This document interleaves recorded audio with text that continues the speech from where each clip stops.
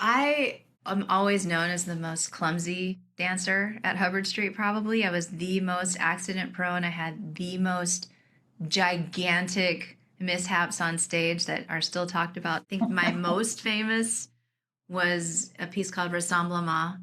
And that was my breakout piece actually at Hubbard Street. So 3 years in, I felt like Lou was not ever sure about me. Like I was always under the radar and always being questioned. And, I didn't feel like I could really like hang my coat up and take my shoes off for 3 years. I felt very much proving myself to him. But when Nacho Duato, a piece was set on us called Rassemblement, and he put me in the lead role, which I never expected. And he brought me into his office. This isn't the funny part, but he brought me into the office with tears in his eyes. And he's like, you have exceeded every expectation I've ever had of you. And that was just the most monumental moment in my dance career. I still feel that. Like I was so surprised and almost uncomfortable to have this moment with Lou Conti that I never ever thought I would have. And he and I are so close to this day. Like I can call him and we can just talk about anything, and I love it. I spent years just in fear of him, and just who he was. And so this piece Rassemblement happens, and there's a moment with these like three wailing women, and we're walking forward with this long piece of silk. In front of us as a wall, and you just see these like three walls of silk moving forward slowly, and the music is like, like wailing, weeping women, and it's like this heavy, like Martha Graham thing, and like put it over our head, and head rolls, and throw it in the ground, and jetés everywhere. And at one point, we're supposed to put it behind your back. I can't do it. And you drop to your knees, and your head goes up, and you're supporting your head, and you're facing backwards so the audience sees. And it got stuck on my head. The fabric like went over my head.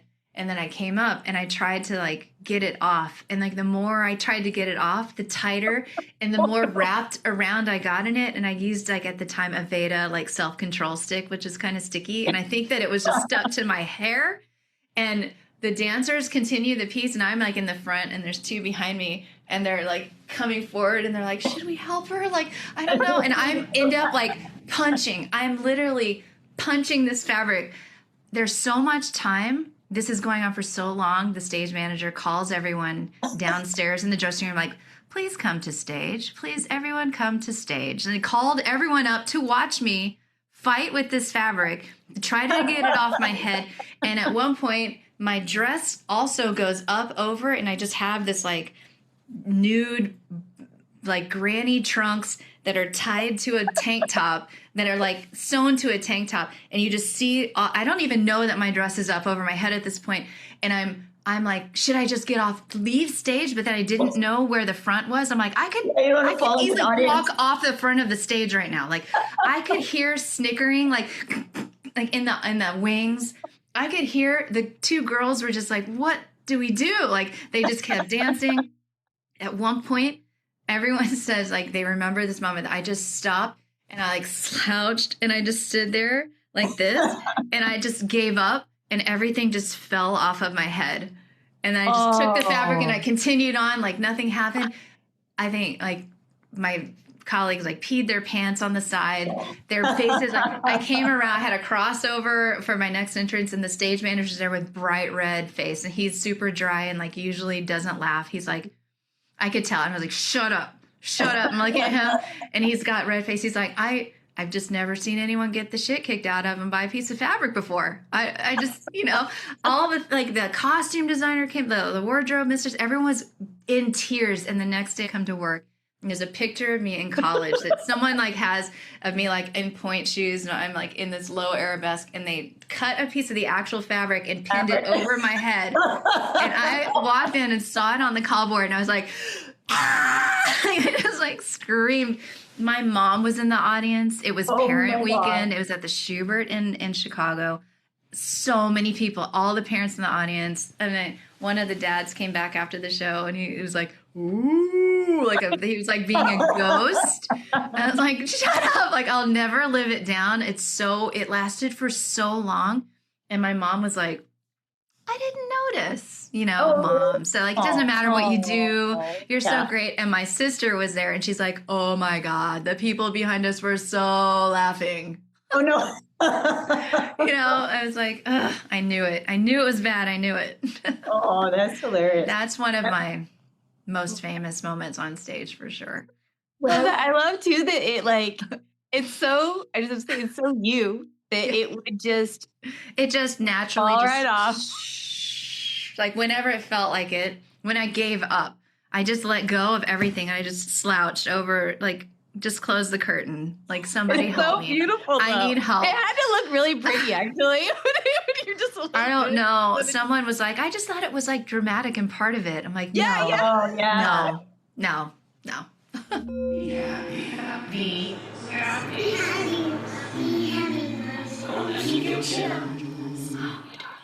Welcome back, Mama fans. Today, we're joined by the incredible Cheryl Mann, whose creative journey weaves together dance, photography, motherhood, and a deep commitment to community. Cheryl came to Los Angeles after more than 2 decades of dancing and photographing in Chicago, bringing with her a rich global perspective shaped by years on stage and behind the lens. What does it really look like to balance motherhood, creativity, and a thriving career? We discuss the differences between living in Chicago, New York, and Los Angeles, and how those environments shape not only artistic communities, but also the way we show up as parents. From navigating school systems and forming relationships later in life, this episode holds a lot of truth about the transitions we don't always talk about. We also explore the deeper side of connection, how motherhood can open us up, soften us, and expand our capacity to truly see others, and how that translates into creative work, especially in photography, where vulnerability, trust, and presence become everything. Cheryl is the epitome of a creative artist who shows up with passion and grace to bring people together, building relationships, and finding meaning in both the big moments and the quiet ones.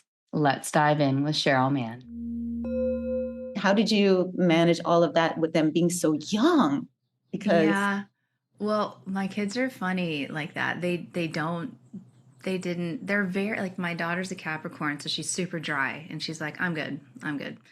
My son it's like when I'm gone, like out of sight, out of mind for him. It was harder for me, it was harder for me to leave them.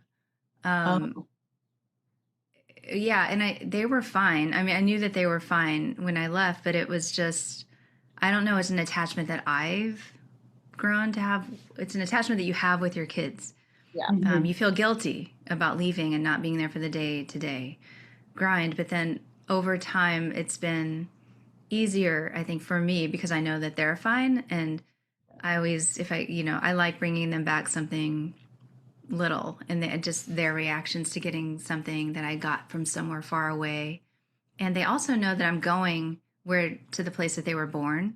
So I'm not going super, super far. It's and they've been there a few times, but I do think that it was very hard in the beginning to leave them.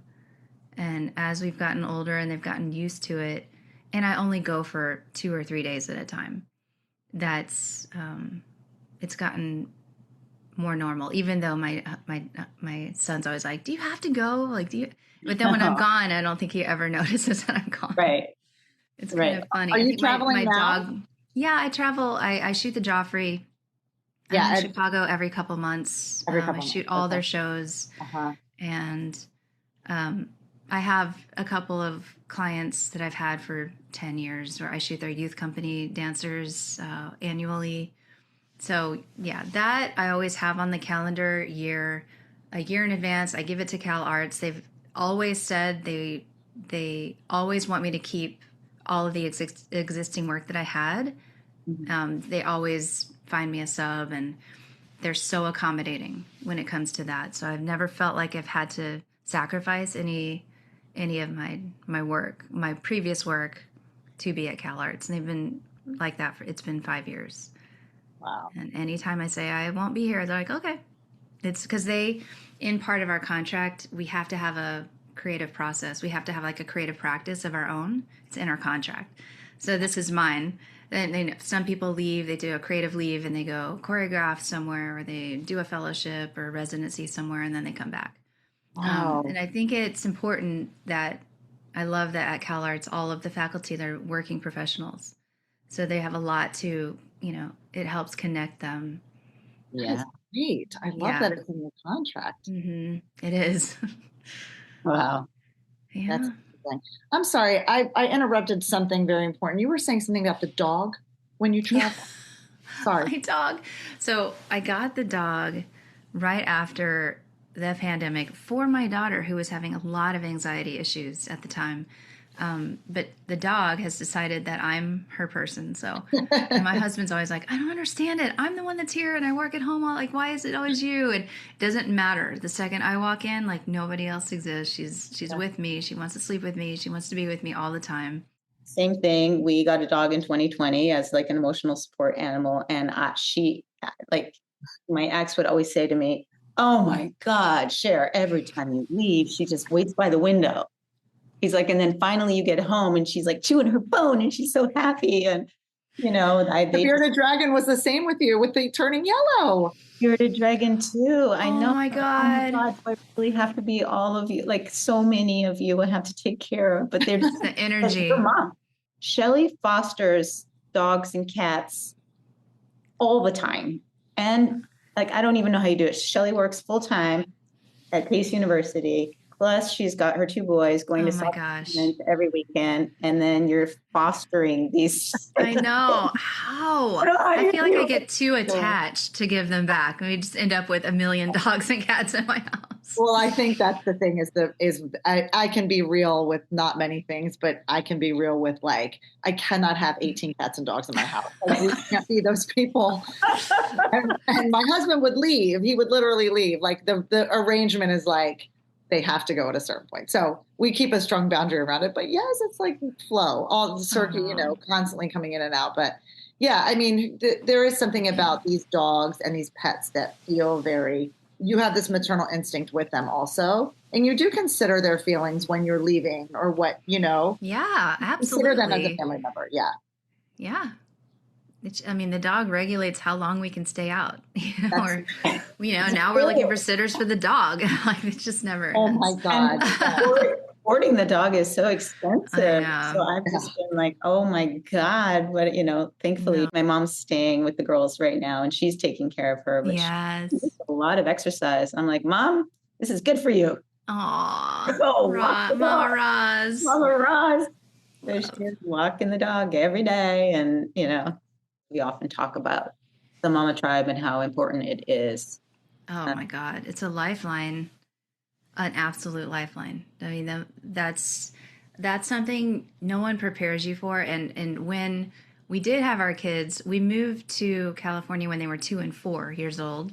My family's in Florida and his family's in Maine. So we went the opposite direction of any support. I didn't at the time have any family members here. I had some friends from college who are older, well, not older, but their kids are a lot older. So I didn't really have that tribe, like, per se, except for Cherice, and I knew that you were here.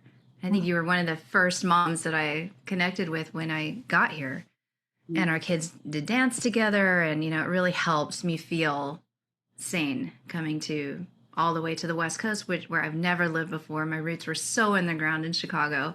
My husband got a job transfer, so here we come. And, it's kind of hard to understand in the moment, like, why? What am I doing here? What's my purpose? I can see that my kids are thriving. It's beautiful outside. They can be outside year round, which is different from Chicago. My husband's working for Oprah on the lot in West Hollywood every day, and I'm just kind of home wondering what I'm doing here.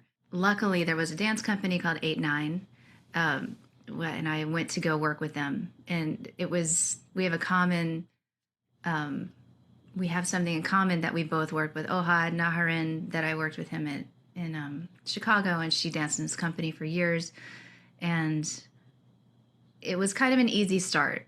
It was tough. The nonprofit dance world is tough. It's just like banging your head on a wall trying to get support and donors and audience. And we know we have a good product. We'd go on tour and like fill the house, but in LA, it's hard to get anyone to leave their house and go anywhere. So was always kind of a struggle to be here. She's since moved 8-9 to Paris. Did you know that, Cherice? Oh, I She's in didn't know Paris. that. Yeah. Oh, that's wonderful. I'm so Yeah, happy that the yes. company's continuing. Yeah. Well, Yeah. So that was a wonderful thing to immerse myself in, that there was a contemporary dance element here, that because I find that a lot of people didn't really know anyone that I had ever worked with at Hubbard Street. It's sort of like this thing that meant a lot to me, that people are like, oh yeah, that's, yeah, okay. Just Yuri Killian, whoever, you know, like no one knows Nacho Duato or anyone that I was like, oh, the masters of dance that you just like strive to be in their presence. And then here is like, that's nice. Okay. You know, just kind of to figure out that shift of, where I fit in. And I did a little TV. I did Little Big Shots. Oh my gosh, I got to work on the creative side of that, which was fun. We got to create the worlds that all the children, like the talent that came, we got to create the worlds that they lived in.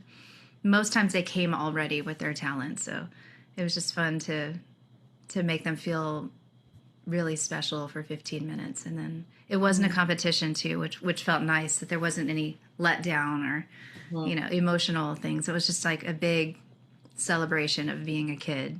So that was fun. TV was interesting. I don't know that that's the realm that I would want to be in, you know, every day of my life, but it was definitely a new experience for me. So that was cool. you know, I was really grateful when we came to LA, and I had known about you for years and years. Like, listeners, Cheryl Mann was one of the most beautiful dancers ever to be out there. And I had heard about you for years through a lot of mutual friends. I'd always known the name. And I don't know if you remember, but the very first time I met you was my last performance, or one of my very last performances, when I was dancing for my sister, Azure. And we performed somewhere outside. I think it was Champaign, Irvine. Champaign, Irvine. I do remember. And it was a Chambre de Jacques, and you walked in so super pregnant. Like, you just were so pregnant. Yeah. I remember I was like, oh, I'm finally meeting Cheryl. I was so excited to meet you. And you had this big belly. And sure enough, like within, a year, I was also pregnant. Yes. That was the first time we met. And then when you moved out to LA, I think Kendrick connected. Yes, absolutely. We need to get to know each other.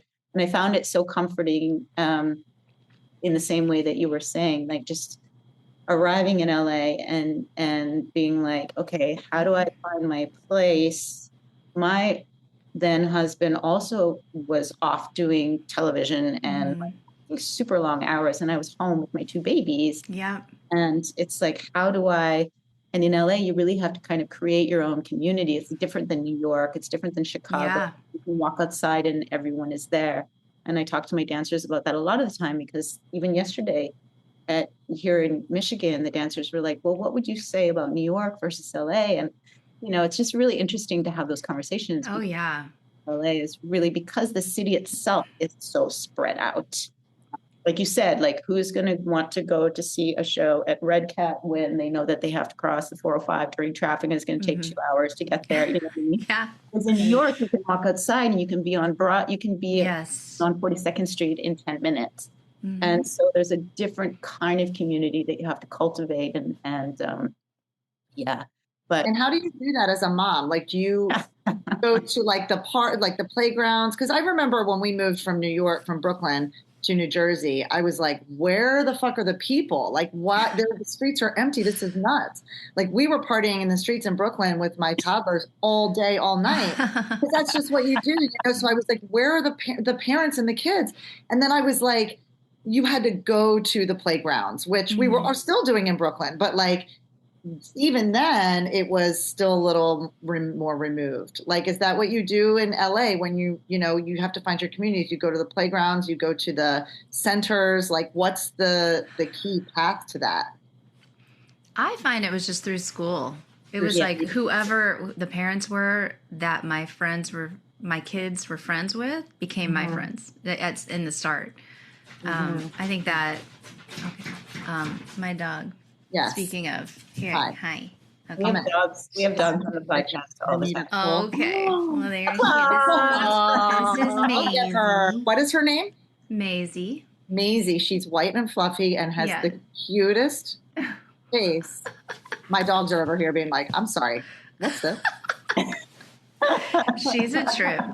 She really is. She's definitely part of this whole dynamic here. Definitely. Town.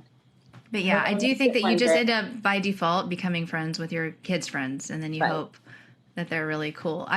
When I first started, because I am an older mom and probably the oldest mom, like in my kids' class, I think I am the oldest mom. Rock on, And sis. I'm also a cool mom. Let's be, you know what I mean? In a way, it's like I don't know that I'm gonna like any of these. Like I don't know anyone here. And when I had kids in Chicago, we all had kids at the same time, and we've all known each other since we were in our 20s, and now we're 40s, and then we were 40s, now we're 50s, but we have kids the same age, and it was comforting to know that. But here, it's like I didn't want to join the PTA because I was kind of scared of moms in general, that they're going to be crazy people, and I don't want to be part of that, and all the things. But I was happy to realize that the moms at our elementary school were really cool. They were super cool people and laid back and down the road. They didn't have like crazy expectations of us, and they weren't, just catty in a mom way of like, oh, well, my kid does this and your kid. There wasn't that, thank God, because I just don't want to be a part of that. I don't want to like compete with my kids with your kids. So I think that was a good. I finally like opened up to doing photography and doing a lot for the school, and I ended up getting like an HSA award. I think you were there, Jessica. Yeah. I really was proud of that I really, felt like I gave, and I would do anything for any of my kids' teachers, anything, because I just think they're all amazing people, and they almost spend more time with our kids than we do at a certain age, and I'm grateful for that.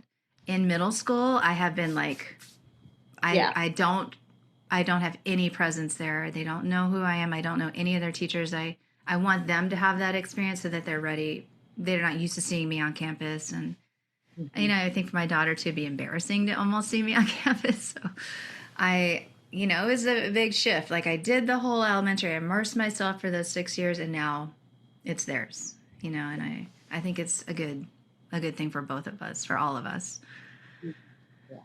Yeah. Oh my gosh.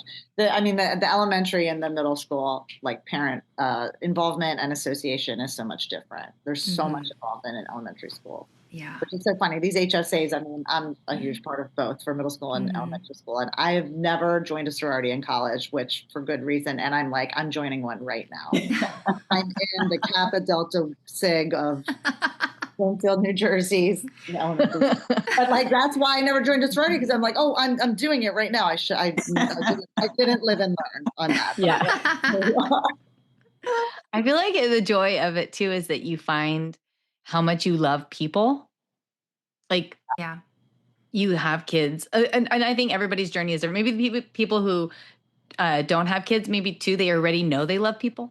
Maybe they already know what they love, but I feel like it took me having kids to learn how much I love people and how much. I love that. You know what I mean? Like I'm like, oh, I love people. I want to be around people. I want to learn more about this person. You are such a people person, though, Jessica. I feel like your energy I'm so is shy. Just no, I don't see that. Really, I have to like prep myself. Really, I don't. For like never opening that up vibe. and not being scared. Yeah, I really have. Aww. Yeah. I like people. Yeah, I love people. You're so good. I feel like your vibe. I do. And I think that helps in photography, because when I'm shooting headshots, it tend to turn into like a therapy session a lot of times, because they're uncomfortable and they're feeling vulnerable having their picture taken. Nobody loves that. I don't know. I can't say nobody, but most people wake up and they're like, oh, I'm not feeling it, or they wondering if they have the right outfit, or my hair looks bad, or all the things. Like there's every excuse not to come get your picture taken every day. And once they come, I think it's always okay, we got this far. This is the hardest part, was getting here, and now we're just gonna have a good time and get to know each other. And I think that's helpful, to take that approach rather than that it so much relies on this picture. Maybe it's like old memories of bad school pictures gone wrong, being stuck with it in the yearbook. And I wonder if it's sort of a old memory, but for now, I don't let people leave until they love they love what they see, and that makes me feel. And the best thing ever is that I really love this picture. Like, to someone say that they love a picture of themselves is like the biggest compliment to me, because I know how hard that is to see yourself and like accept what you see. A lot of times people don't think they look the way they look. And I think that's a harder conversation to have. Best photos that I've ever had have been with you, and the best experience.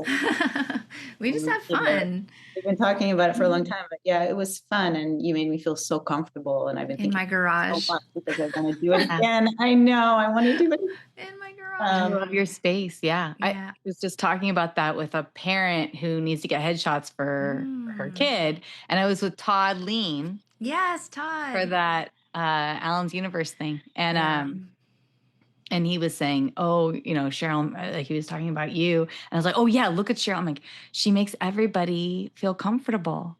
And the woman was looking, she's like, wow, like your ability to capture action, also to capture movement, right? But you can capture in one frame. Well, people. Magic. Well, they're more comfortable when they don't know their picture's being taken. I think it's easier to get that moment when they're in their world. They're like I think those are the better shots. Like, right, they're not in their heads as much. And I get to be a fly on the wall.